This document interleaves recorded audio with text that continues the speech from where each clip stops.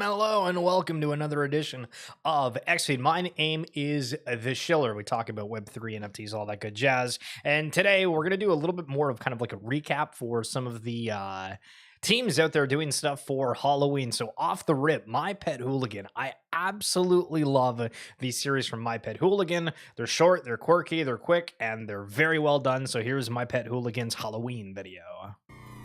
Where am I? Is this the Overlook Motel? Come play with us, Hooli. That's not good. Get that rabbit ass over here, Hooli. Oh, no more candy before bed, Hooli. Happy Halloween, Carrot Gang. And remember, it's only the second scariest day of the year. We still have Election Day. So that's My Pet Hooligans video for that. I saw JB on the timeline here that they were dressed up as one of the V-Friends adaptable aliens. Listen, t-shirt and a mask works. Not bad, not bad, not bad. Cool Cat saying happy Halloween and having Chugs dressed up as one of the mummy outfits. And I think it's odd to take a moment and think of the different traits, right? So if you're going on the NFT marketplaces that are out there and you're going to look up cool cats, and I don't know how fast I'm going to be able to do this. We'll see if I can get to it. But I mean, if you're going to scroll and you're like, okay, I want to pick out a trait that I signify with, and you think, hey, you know what? This cool cats one with the mummy outfit, that's kind of cool. And then boom, this is the closest thing. Oh, it's $1,000 if I want to have the mummy. And is that the absolute floor for it? Absolutely. So it's kind of funny. But when these different traits, highlighting them, you go, you find the insights. I don't think its collections are ever going to say, yeah, if you want to buy the trait that's shown in this specific art piece, it's going to be $1,000, but kind of funny nonetheless.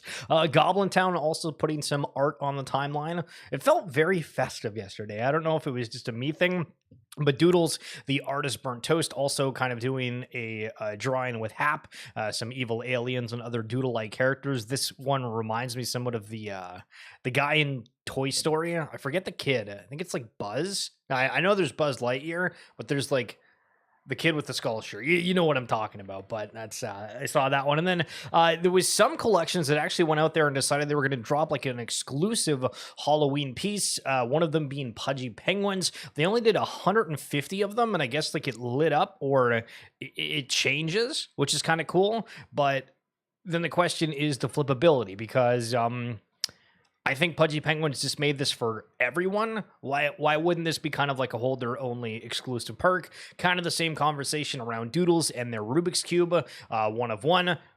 Why aren't those things more for holders? I get you want to kind of expand. If more people want to get into it, the demand, that's cool, but just kind of feels a little bit odd.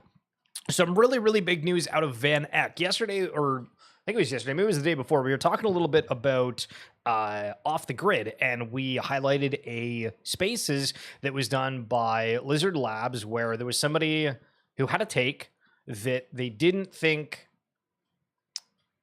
or sorry, they thought that it might be an impending failure for Off the Grid, and the audio clip was basically somebody fighting back saying, no, that's a horrible take. They're in early access. There's a lot of room to run with it. And I think later that same day, a big announcement here from Van Eck saying, and the second gaming investment announcement from one of our liquid token strategies, Gunzilla and Play Off the Grid. So Matt, who's from Van Eck, had this to say about it in a thread. Excited to announce our second major gaming investment at Van Eck.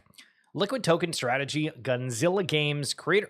What? Let me retry that. Excited to announce our second major gaming investment at Van Eck's liquid token strategy, Gunzilla Games. There we go. Creators of the first Web3 enabled AAA rated game Off the Grid on PC, Xbox, and PS5. Yo, Hunar, what's going on? Mr. Mometa, welcome, welcome. Happy Halloween. Hope you had a phenomenal evening, good sir. And I guess it's Saturday now for you, so hope your weekend's starting good. Here's why we're bullish on Off the Grid and the intersection of gaming and blockchain. Off the Grid is a dystopian cyberpunk shooter with a 60-hour campaign and 150-player battle royale. Now, I actually didn't know that there was a campaign that was associated with this. I only saw the battle royale component, so Maybe I'll go try that a little bit later.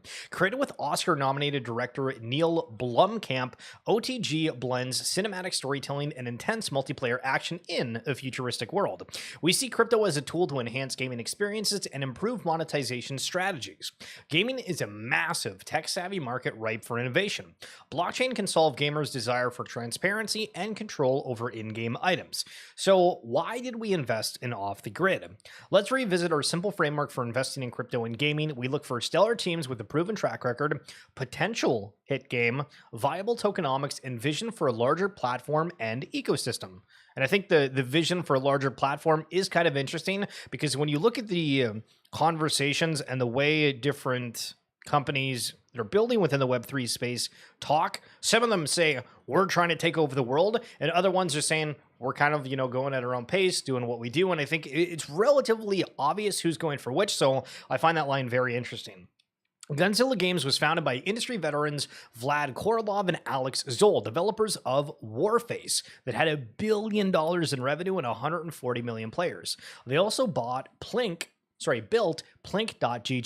one of the largest social networks for gamers, 100,000 plus daily matches. I don't think I know what Plink is. Have you guys ever heard of Plink.gg? Maybe look it up a little bit later. Gunzilla brought in legendary director Neil Blomkamp and Altered Carbon author Richard Morgan to lead the creative design and make a truly immersive experience. Off the Grid also ran a highly successful launch campaign featuring some of the top streamers like Ninja, Tim the Tatman, X2C, and Shroud. These streams brought in a peak of 154,000 viewers on Twitch. Streams were also live on YouTube and kicked with thousands of viewers. Now, again, Mojave, long time no see. Hope you're doing well. Yeah, we talked a little bit about Cool Cats on a moment ago. Not sure if you were there for that, but good to see you. And so yesterday, if you missed it, we went to Off the Grid and looked on Twitch because all the conversation was like, oh, well, like all that hype on that initial day, and there was like legit, like the max streamer had I think 10 viewers that was playing Off the Grid, so it definitely fell off, but I don't want to discredit it. We have to have the facts. And Tim the Tatman, Ninja, Shroud, the amount of clips in a positive mantra we got from that was insane and absolutely worth it. Absolutely, like very like nice. This level of engagement and partnership with top-tier streamers demonstrates the team's ability to execute a powerful marketing strategy and generate significant buzz around their game. Potential hit game. The Battle Royale genre already had some clear winners in Fortnite, Call of Duty, Warzone, and Apex Legends. So how does Off the Grid stand out? Great question. We believe the blockchain-powered item marketplace is a truly differentiating factor. So I would argue with this and say, like, I don't know if we can just say like, oh, this is a completely different battle royale because there's an NFT marketplace to it. Does that make the game better? I mean, obviously us within the space, we want to say yes. But if that's the only differentiating factor, I don't know. Gamers have been building systems to enable selling of in-game items for decades. These are typically gray markets that function outside of the game's terms of service, but others like the Steam Marketplace have popped up and found tremendous success with more than 32 billion in volume. Now, this thread's super long, so I'm not going to go the rest of it, but if you guys are wanting to check out at Matt Maxi Mo1, there's a hell of a name. Be sure to do that to see the full thread. And no Dr. Disrespect. Who knows? So it's kind of funny, right? Where you have all these teams that have these big streamers that are like, I mean, obviously I don't think they pay Dr. Disrespect, but I think Dr. Disrespect did do Off the Grid content around it. And then I noticed yesterday somebody was commenting about how for the Charlotte Hornets of the NBA, they don't have like one of those jerseys in the corner. And theirs last year was Mr. Beast Feastables. And we just had that, like that massive expose on Mr. Beast and Web3. And I'm like, man, these PR departments will be working overtime otherwise. So Grateful Ape made this post, and I want to give you a little bit of sense of joy, right? Because you might be saying, my account's not really growing. And it might not be. You might have a lot of success, and that's awesome. But I think this highlights how we're going through ebbs and flows, and when something is hot, you are going to instantly get an audience if you're talking about that, but it's going to be stagnant until that specific thing you're talking about is covered, unless you kind of do something broad. So something is happening. I gained 1,200 followers in 7 days. Is it because more people are excited about Web3? I don't know, but during the past months, the follower growth was insanely slow. Are we really getting back? And so Grateful Ape, again, big proponent within the BAYC ecosystem, and ApeChain. And ApeChain is getting a ton of traction. We've seen that they've now got like 300,000 new wallets within that ecosystem, and people that are doing content within that ecosystem are, reaping those rewards. So if it's feeling a little slow for you, hang in there, bucko. This is, oh boy, oh boy, oh boy, oh boy. Okay, so amongst all of the green that happened in crypto, we got the Mr. Beast scandal that happened with some prominent projects. And then we got this unfortunate news from Immutable, which is one of the biggest players within the Web3 gaming space. Immutable has received a Wells notice from the SEC, the latest in their de facto policy of regulation by enforcement. We received this within hours of our first ever conversation on a timeline clearly accelerated to land before an election. Sadly, stories like this are becoming less surprising each time we've seen an increasing number of companies like Coinbase, Consensus, Uniswap, OpenSea, Crypto.com face SEC escalations, many in the last 2 months. With this latest move against Immutable, the SEC's overreach continues and expands into gaming. And I think this, we look at different players, right? And there was all this focus on Ripple and some positivity when that case closed, but then it feels like it's still open and there's other discussions back around it, obviously with Consensus, MetaMask, all that kind of jazz, OpenSea. Also, other thing, ApeCoin's not mentioned in this whatsoever, but I'm pretty positive Yuga or ApeCoin had some investigation like when the token first launched, like a couple months afterwards, and we've not heard anything from that whatsoever. Honar SEC pissed I made a bag off Gods Unchained. Nah, they're coming back for you, Bruchacho. That's crazy. Immutable is well-capitalized with a large war chest to build for the future of gaming, and if needed, we will stand up and fight to defend digital ownership for gamers, but the SEC's approach hinders every startup trying to innovate in an already difficult industry. Now, what's confusing to me is I thought Immutable wasn't based out of the US. And I don't know for these other ones, right? Like if Uniswap has an office, OpenSea can probably say okay, that's in the US, Crypto.com, Coinbase, Consensus, I think as well. But it's is Immutable actually in the States? Are they located outside of it and they're still getting these reprimandations? What exactly is going on with it? Last year, Ripple won a landmark victory where Judge Torres found that XRP was not a security. After publicly stating Ethereum was a commodity, the SEC secretly opened an investigation into ETH. They shut this investigation down after Consensus sued them to defend Ethereum's ecosystem in June of this year. Last year, Grayscale sued the SEC to open the floodgates for institutional adoption of crypto. They won, with the court finding the SEC's denial of Grayscale's proposal arbitrary and capricious. In recent weeks, we've seen the SEC's overreach continue to expand, with the livelihoods and freedoms of musicians, artists, and other content creators now under threat in light of the SEC's move against NFT platform OpenSea. So this is a really big deal, right? Because we think, okay, everything's fine and dandy, and then something else happens. You think over time this is going to slow down, but it keeps happening over and over again at the same time that you would think, and it's probably true, that everything Immutable has done is tried to be done by the books. Most of the teams that are still building something have massive legal teams, and they're all with the best intentions possible, right? But these stories are still coming out, which is just crazy. Now, speaking of crazy, holy smokes, imagine trying to stay in Toronto when Taylor Swift is in town. Hotel prices are almost 9x the normal price during Taylor Swift Toronto show nights, with rooms that typically cost $240 now charging $2,000. And now think about it. Canadian dollars are not that much. So, if you're American, that's wow. Listen, it might not be that bad of a price. It might be closer to $1,400. Yes. Maybe 1,200? Depends. That's crazy. Immutable's out of Australia. Okay, so that's what I thought, Mr. Hunar. That's what I'm saying. I'm how in the hell are they making all these different allegations, these charges, saying, yo, come talk to me when they're on the other side of the world. You know what I'm saying? Insane.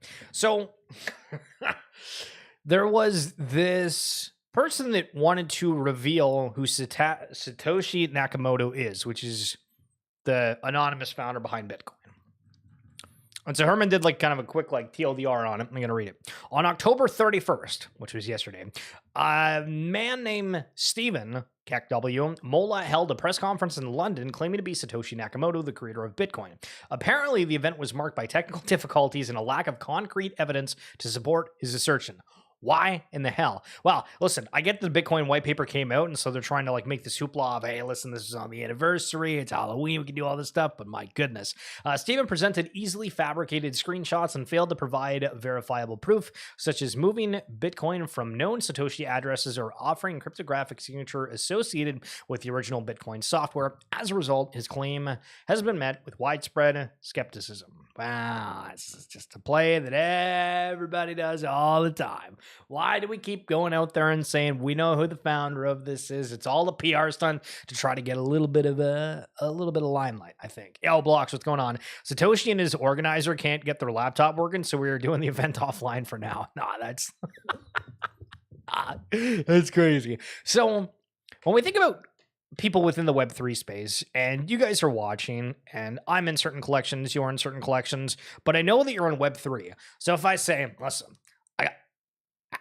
I got some alpha for you. This is what you need to focus on. How many of you say, okay, like, yeah, I'm going to pay attention to that versus probably not. Now, you might be a little bit more open to it because, we might have some kind of a rapport, a little bit of a relationship of some sort, and you're like, okay, this guy's all right. I'll listen to him. But I think the majority, when you see some person have a take on the timeline that's like, hey, you should go check this out, you're probably going to ignore it. So this is wild to me, where G-Hos from Axie Infinity and Ronin Network shared this screenshot from June 21st of 2018. And this is the original Axie pitch, and he basically just tries to shill CryptoKitties to come over. First, I'd like to point out the 4 crucial flaws in CryptoKitties. Due to high breeding costs, without a steady stream of new CryptoKitty players, much of the ETH will flow into the hands of the auto birthers in the long run. It is impossible for your CryptoKitty to be improved by sinking in your time and effort. In fact, if you breed your CryptoKitty, the value of it goes down. So rather than being able to improve your token by playing with it, you degrade it. Not ideal. Because the kitties have so little utility now, the only real way to value them is through scarcity plus aesthetics. And this is actually a totally fair point, right? At the time, we were probably, if we were holding CryptoKitties, we'd be like, this bastard is fudding my bags and just block. You know what I mean? But looking back, okay, good call. New players have a hard time learning the breeding and gene system, so there is a big barrier to entry, and it's quite hard to answer the question, what should I buy as my first kitty? Now, what I just realized as well is, for anybody watching, you might not know what CryptoKitties is. So if I can just go to Google Images here for 5 seconds and show you right quick. Basically, it was you just paid Ethereum and then it spit out a cat, but then you were also able to breed them, and it was all programmably generated, and it was cool. It's one of the early things you were able to do, and so there's your TLDR. Okay, back to the thing. Axiom sent a arbitrary limit of 50,000 Gen Zeros. That might be way too many or way too little depending on the size of the future user base. They have boxed themselves into a corner. Many community members are worried about what will happen to the game after November. In comparison, we have done everything we can to avoid auto-birther solutions that CryptoKitties used. Our breeding costs are 0.002 as opposed to 0.008 ETH in CryptoKitties, and we are looking at ways to lower this. Players will be able to improve their Axies by battling them and raising them to gain XP points. XP points can be used to breed, but they can also be used to upgrade body parts. Thus, our game has a time and effort sink that should allow an actual sense of progression and a potential way for players to earn ETH by leveling up their Axies and then selling them to someone who lacks the time or will do the same. We want our players to actually use their Axies. And I just think this is super cool to be able to see what a take was at the timeline. Somebody pointing out, hey, here's a flaw, but also kind of showing their bags a little bit. So now moving over to Azuki, which is more of a recent NFT collection that's gotten a lot of the limelight. I remember when they originally did the Vegas party, I think during the year that all the NFTs were doing live events, they had the big drop where I think it was the beans that were associated with it, but people that went to that event were like, oh my God, it just got dropped tens of thousands of dollars. Wag me. But Zagabond giving an update of what's late and current. Good morning, Garden. Quick update. In the last Garden Gathering, I talked about a partnership with a big player in the anime industry. It's 99% there, major W, and it means we are continuing to establish ourselves in the industry. Sequencing wise, we will announce and drop this partnership activation first for anime.com and then release episode 2 afterwards. Also on the anime.com side, we're working towards the first beta feature release, been picking up some unique insights from our user research studies. So Seems like things are happening over in the Azuki realm. Now, I saw Simon make this post, and it was kind of wild because it was just simply talking about Binance and how much they're going to charge, where somebody was trying to get listed, and I guess Binance asked for 15% of the total token supply, which would account to like 50 to 100 million just for an exchange listing. And I mean, I can't even use Binance where I am. Not sure if you can. And Binance is obviously kind of like the grail everybody's wanting to get listed on it. But it's nuts to think about that they're asking for like that much of a token supply to list it. No wonder they're cooking with it. And cooking. Ape Chain. This is almost $1 billion market cap for these new monkey things. Listen, I don't know if utility's dead. I know that memes are taking off, but it is absolutely insane that one of these new NFT collections is worth $1 billion market cap already. Insane. All right, final things quickly on the timeline when you go and just check out the headlines. We've already highlighted the Van Eck Gunzilla component, but that made some major headlines. Off the Grid continuing to make headlines not only on the Van Eck, but now we got people with this one saying Off the Grid will pay you $500 to snitch on cheating software. Listen, I'm not sure if anybody's looking for a gig, but it's time to get out there. Now, that's the sub-headline, right? The main headline is Off the Grid is plagued by cheaters, Web3 gamer. If this says crypto gamer, if this says NFT gamer, do you feel like it's better than Web3 gamer? Remember, the other day we looked at the thread of what people preferred. Crypto, Web3, NFT. Well, makes it feel more at home. Ubisoft as well. A couple of different headlines, and this one, IGN Southeast Asia. But they've all kind of done similar headlines. Ubisoft just quietly launched a full-blown NFT game. We've highlighted it almost every day. News articles continue coming out with it. It's insane how much traction that is getting in like all the negative viewpoints. Now, we mentioned Ape Chain a second ago, and this is the final thing I'm going to leave you with. Remember, like 99% of things within the space, people don't have the greatest intention for. This is apparently one of the new meme coins on Ape Chain called Omega.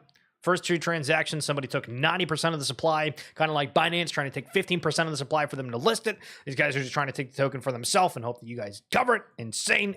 Be careful out there, and careful on the weekend while you enjoy it and have a good, responsible weekend the way that you do.